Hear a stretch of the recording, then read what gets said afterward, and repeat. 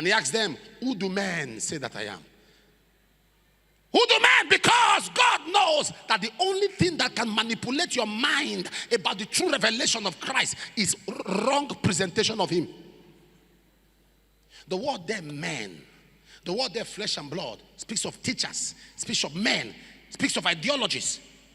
The wrong presentation of Christ can affect your knowledge of Christ. If you do not know Christ personally, people will introduce another Christ to you. If you don't know Christ personally, people will introduce another Christ. Today, one of the problems you're having is that several Christs is being introduced. Some introduce the Christ of logic. Some introduce the Christ of their mind. Some introduce the Christ of confusion and division. Some introduce the Christ of letter, no power. Some introduce the Christ of manipulation. But the Christ of the Bible is called the Anointed One. When it comes with power. When it comes with might. When it comes with his glory. He said, who do men say that I am? Who do men say that I am? And he said, some say you are Jeremiah. Some say you are Elijah. Some say you are one of the prophets. All those women came is to introduce him, but they are not him. He said, but I say you are the Christ.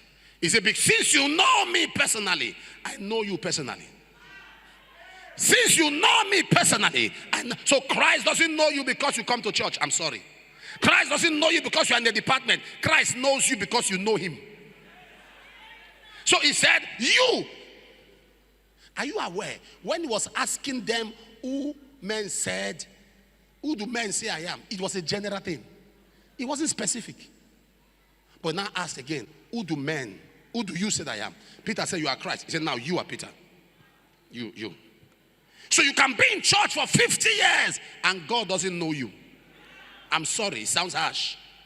You can be around for a long time and the Lord has no knowledge of you. But the day you pursue revelation, you are introduced to him personally.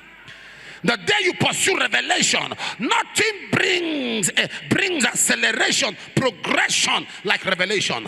The one that Paul said in Galatians chapter 2 verse 2, I went up by revelation and I communicated the gospel first to the Gentiles and privately to men of reputation. So when you have a knowledge of God personally, when you know God for yourself personally, when you say God like Paul in Philippians chapter 3 and verse 10, that I may know him and the power of his resurrection and the fellowship of his suffering, be made conformable unto his death. I don't want to know God that people talk about. I don't want to know the God that people introduce to me. I don't want to know the God that my situation presents to me. I don't want to know the God that my father said about. I don't want to know the God that the economy told me about.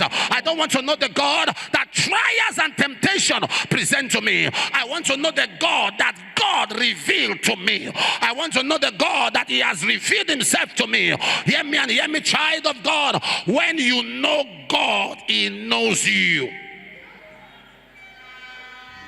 By yourself, for yourself. And that is what we have today. The reason there is so much crisis around and so much issues happening in the body of Christ among believers is because people don't know God personally.